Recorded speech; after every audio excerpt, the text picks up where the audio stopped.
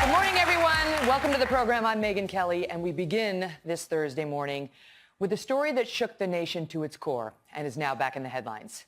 Two families of Sandy Hook victims have just filed two separate defamation lawsuits, taking a stand against controversial Infowars radio host Alex Jones. One lawsuit was filed by the parents of Noah Posner.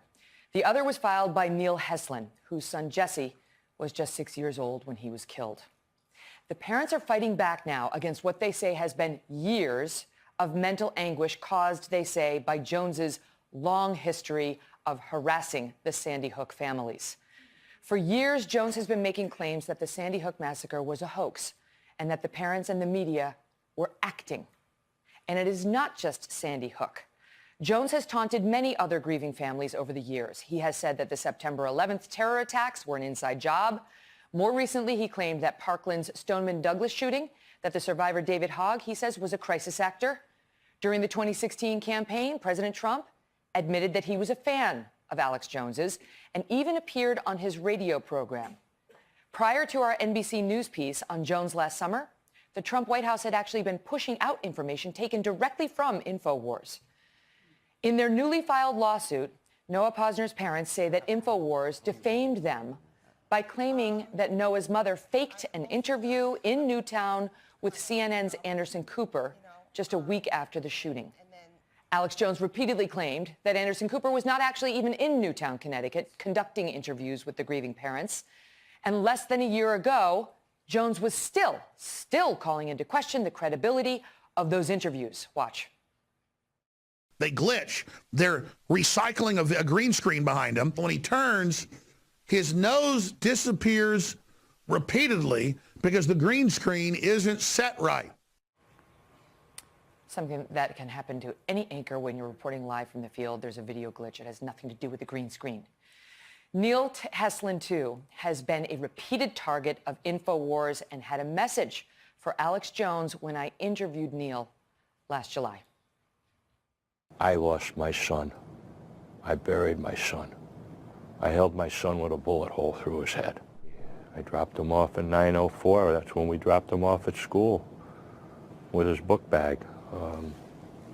Hours later, I was picking him up in a body bag.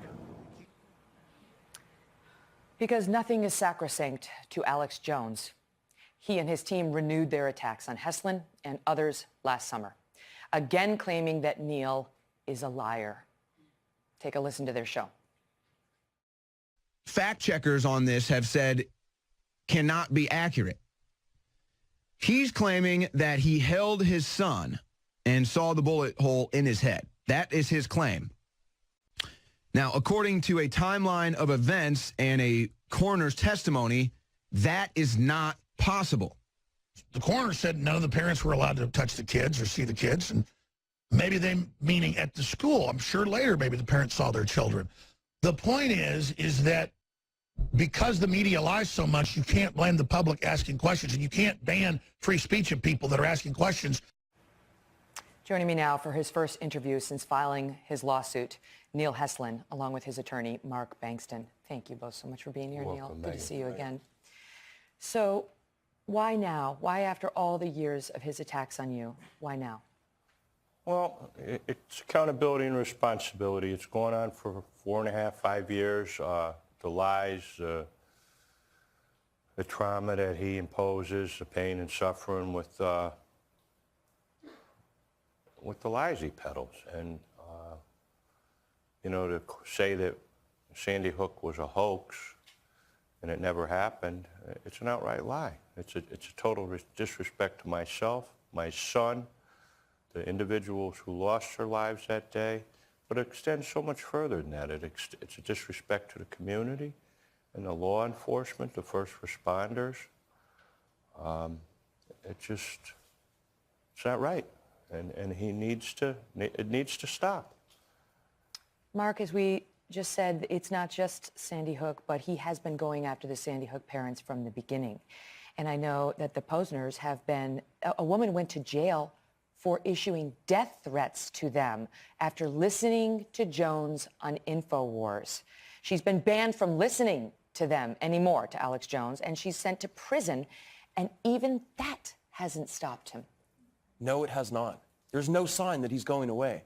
You know, these families tried to ignore him for years, thought that that would be the good strategy, not give him any air. And we see that doesn't work because he's not going away. He's been given his Washington correspondent, was given White House press credentials, claims to have the president's ear. We think it's time for this to end. And that's why we brought these suits. Because it's also just not about the Sandy Hook parents either. You know, these parents have seen what has happened to them for 5 years being tormented. And now they're seeing it happen to the Parkland parents. It's time for this to end. And that's why we brought this suit. So what do you want out of it, Neil? I mean, are you looking for money damages from him, or what would you like? I want him to clear the air on it, come clean with the whole thing. I want an apology. I want my name cleared by him, and not just to his followers, to society in general. And a letter of retraction was sent to him. The claims that it did not happen, I want him to admit to it and come clean on his lies. Because what he does, I believe, to protect himself, he tries to protect himself legally, is he equivocates. He says, I believe the whole thing is a hoax. And then he says, but it might have happened. But some people believe it didn't. And he tries to go back and forth. And I believe, having practiced law for a decade, Mark, you tell me, that's him trying to cover his backside for when people like you file a complaint. So he can say, I never said it was factual. It was a matter of opinion. First Amendment free speech. You know, I don't know if you saw his 10, 12-minute rant that he posted after these lawsuits were filed, but it was exactly that, Megyn. You look at that, and what it was just a lie on top of a lie. To say that he's never said this when he has repeatedly for 5 years. He keeps saying his words are taken out of context, but you can listen to him for 10, 12 minutes at a time just rail about these insane theories. And what you heard yesterday, you didn't hear anything that was taking responsibility for his actions. No, he doesn't do that. No. That's not in his playbook. What that was, and you heard him mention, I've spoken to my lawyers no less than 10 times. That statement was nothing more than an attempt to avoid his responsibility, and we are not going to let that happen. He talks about how it didn't happen. Playing devil's advocate, which truer words were never spoken. I mean, that's exactly what he is doing. What has it done to your life? I mean, what happens when he goes on these tears? Well, emotionally it bothers you. It's hurtful. It continues to open the wound more and more. But, to have somebody come up to me and say how sorry they are about my loss, and then a second later look me in the eye and say, do I think Sandy Hook really happened? I mean, it's something that shouldn't happen. And, but it becomes a public threat and to the safety of society. He's out peddling these lies like a carnival barker. And it puts people like myself, the Posners, and other families at risk. In danger. In danger. Where Lucy Richards, she acted out. That's the woman who went to jail. Went to jail. For threatening the Posners. Yeah, and she threatened, death. He's ginned up a lot of hate. One man, after watching Infowars and listening to Alex Jones, went up with a gun to Comet Pizza in Washington, D.C. Remember that? Remember this guy in D.C. in the pizzeria because he was believing that this was some pedophile ring run by Hillary Clinton and John Podesta? This happened during the 2016 campaign.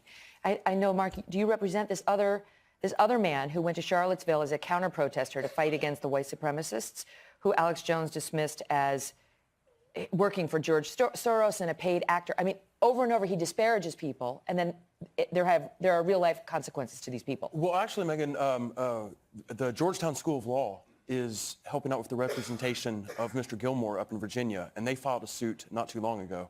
And our firm has actually filed an additional suit where a poor young man in Boston was falsely accused of being the Parkland shooter, and his picture spread across the internet, and he's been suffering for harassment. And this is a young man who's never even been to Florida. But what about, defamation is very hard to prove because the First Amendment is so strong and cherished in our country. And so What about the defense? Because if you can prove it was just opinion and you weren't stating it as a matter of fact, it can be a defense in defamation. So how do you get past that? Well, first of all, I would say that, we like to encourage debate in this country. And if you have something to say about public figures or people who are involved in making policy for this country, have at it. Say whatever you want. Alex Jones has said in the past, and that's fine. It's what our country's about. But when it comes to private individuals, you can't just lie about them. You cannot just spread lies that hurt their lives. And in this case, sure, defamation is sometimes hard to prove against media outlets because most media outlets have some semblance of journalistic integrity. Here, this is textbook defamation. He made unequivocal false statements about both of our clients. And the consequences of that are so severe that I don't believe I've ever seen anything like this. And it's our opinion that this is the most vile act of defamation in the history of American media. I'm sure I hardly need to say that there is zero question. You held your son, just as you told me. And every clear-thinking American out there believes that, Neil. They all believe that. Hold on, because I just want to tell the audience that we did reach out to Alex Jones for a reaction to Neil's appearance and these lawsuits filed against him and his company. We received no response. He did address the lawsuits on Tuesday on his YouTube channel. Here's what he said. I had many debates and had both sides of the discussion on and would state devil's advocate that it happened exactly as they said it happened. But I've been telling the parents for years I believe their children died, and quite frankly, they know that. So I don't know why I continually then see them on the news saying, why does Alex Jones say my child didn't die when I'm not saying that?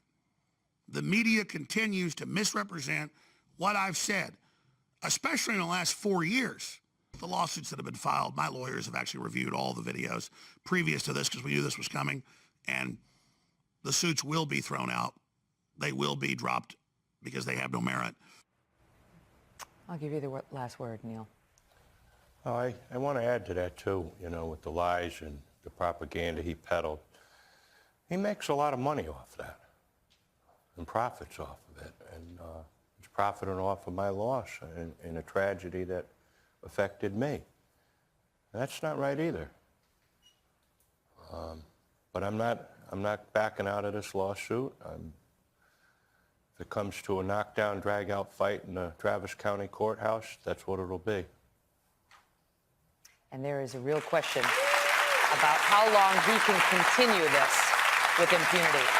Thank you. Thank you. Thank you. We'll be right back.